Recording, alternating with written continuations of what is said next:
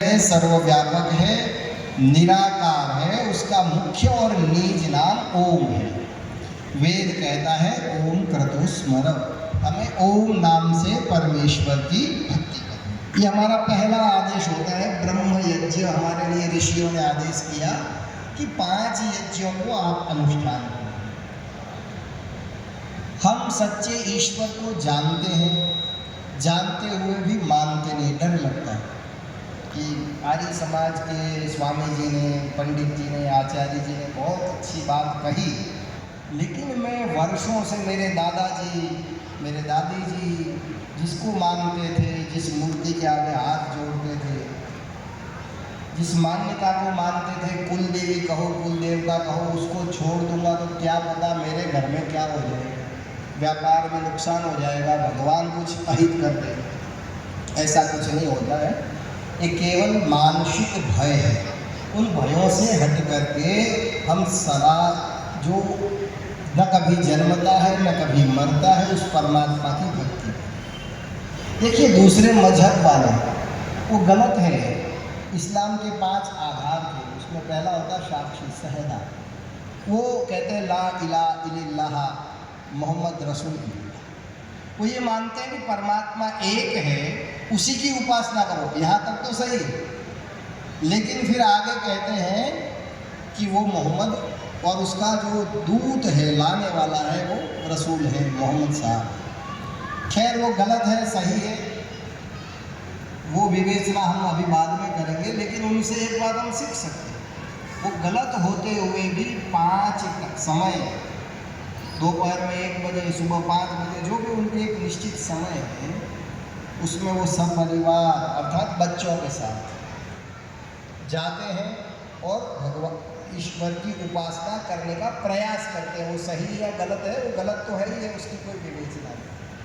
तो वो लोग जब इतना 5-5 बार कर सकते हैं, तो हम जब ऋषियों ने हमें आदेश दिया है कि 2 संध्या समय, संधि वेला में परमात्मा की भक्ति करनी है, तो हमें करनी चाहिए।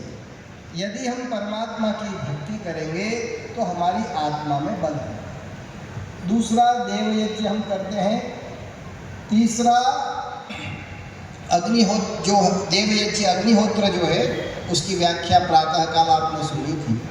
तीसरा जो हमारा यज्ञ है पितृयज्ञ। अभी थोड़े दिनों के बाद में अपने यहाँ पर कहा जाता श्राद्ध पक्ष आएगा, हम करवाते हैं भोजन।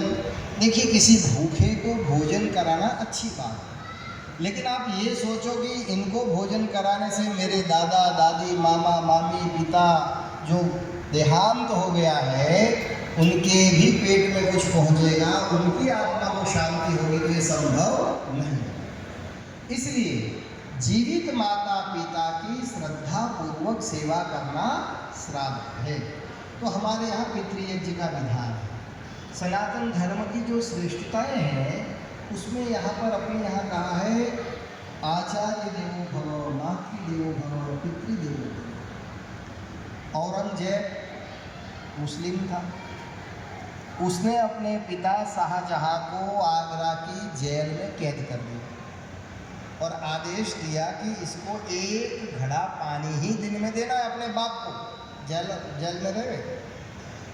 संयोग से गर्मी के दिनों में वो पानी कम हो गया, घड़ा डूब गया, टूट गया। उसने सैनिकों से पानी मांगा, तो औरंगजेब ने कहा कि उस बूढ़े को कह देना कि पानी 24 घंटे में 1 बार ही मिलता और कल ही मिलेगा, चाहे तो मरे चाहे जिए।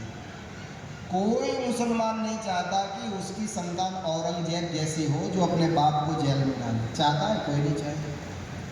तो वहाँ पर उनमें जो कुछ परंपराओं से या स्वभाव से जो लोग मांसाहार करते हैं, जो लोग परिवार में विवाह कर लेते हैं अपने चाचा की बेटी के साथ, ताऊ की बेटी के साथ, मामा की बेटी के साथ, उन लोगों से आप कोई अपेक्षा रखो, ऐसा संभव नहीं है।